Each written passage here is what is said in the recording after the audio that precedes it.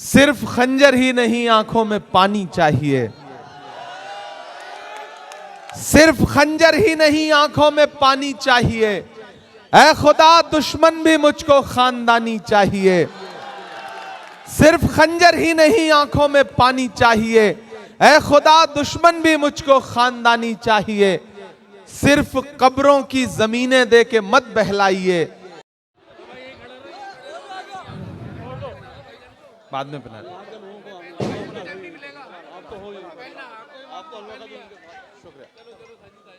Thank you. अब बैठ जाएंगे आप लोग तो अच्छा रहेगा। अस्सलाम वालेकुम।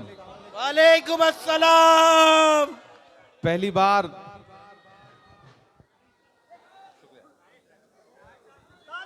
तालियां।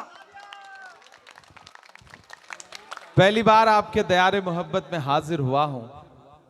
बहुत दिन से मुंतजिर था कि कभी इन इलाकों में, ठीक है बाद में, अभी तो सारी माला, सारे गमछे, सब कुछ एक ही गले में पड़ना चाहिए और सारे ओट एक ही जगह पड़ना चाहिए, हाथ के तलवे के सामने।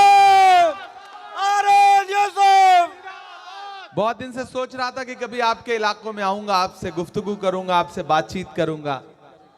आज आया भी हूं तो एक चुनावी मौके पे आपसे बातचीत करने के लिए आया हूं। आपके चहेते नेता, आपके चहेते कैंडिडेट और जिनसे आपका एक बड़ा पुराना सा रिश्ता है, ऐसे भाई हारून यूसुफ साहब, जिन्हें कांग्रेस पार्टी ने फिर से अपना नुमाइंदा बना करके आपके बीच में भेजा है, उनके लिए आपसे अपील करने आया हूं। यहां दाहिनी जानिब से लेकर के पीछे तक जो हमारे नौजवान साथी यहां खड़े हैं, जो बुजुर्ग खड़े हैं, मैं थोड़ी देर आपसे गुफ्तगू करूंगा और कोशिश करूंगा कि आपसे थोड़ी संजीदा बातचीत कर सकूं। मेरे भाई, ये आने वाली 5 तारीख को आपको घरों से बाहर निकलना है और न सिर्फ बल्ली मारान के मुस्तकबिल का फैसला करना है, बल्कि दिल्ली के मुस्तकबिल का भी फैसला करना है। यह चुनाव बहुत जरूरी चुनाव है। अगर आपको लगता है कि यह सिर्फ एक एमएलए चुनने का चुनाव है तो आप गलतफहमी के शिकार हैं और छोटा सोच रहे हैं।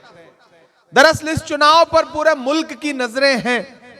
एक तरफ वो लोग खड़े हैं जो 2013 से और 2025 तक, याद करिए, जंतर मंतर हो या रामलीला मैदान हो, आरएसएस के इशारे पर बुला करके बिठाए गए अन्ना हजारे हो या अरविंद केजरीवाल और मनीष सिसोदिया हो,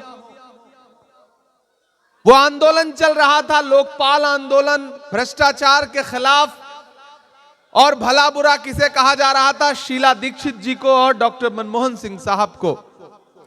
मैं जहां खड़ा हूं मुझे पता है, यह दानिश्वर लोगों की सरजमीन है, यह कारोबारी लोगों की सरजमीन है। जितने लोग यहां मौजूद हैं, इसका 10 गुना लोग अपने घरों में हैं और मेरी आवाज उन तक पहुंच रही है। मैं थोड़ी देर के लिए आपसे मुखातिब हूं। मैं आने वाला था तो आज दिन में सोशल मीडिया पे एक वीडियो वायरल था जिसमें आपके मंत्री साहब हैं, मेरे हम नाम हैं तो मैं नाम क्या ही लूं, बस हम में और उनमें इतना फर्क है कि मैं मुसलसल बोलता रहता हूं, वो मुझे आज तक कभी बोलते हुए में नहीं मिले, हमेशा चुप ही रहे। मैं इसलिए जिंदा हूं कि मैं बोल रहा हूं, दुनिया किसी गूंगे की कहानी नहीं लिखती।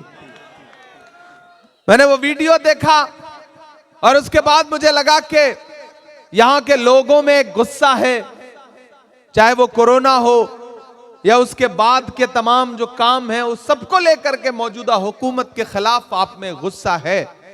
मैं आपको थोड़ा सा और पीछे ले चलना चाहता हूं। याद करिए 2013 में, 2014 में इस सदी के सबसे शरीफ प्रधानमंत्री डॉक्टर मनमोहन सिंह साहब के बारे में क्या क्या कहा था अरविंद केजरीवाल जी ने, मनीष सिसोदिया जी ने और उनकी पूरे झुंड ने।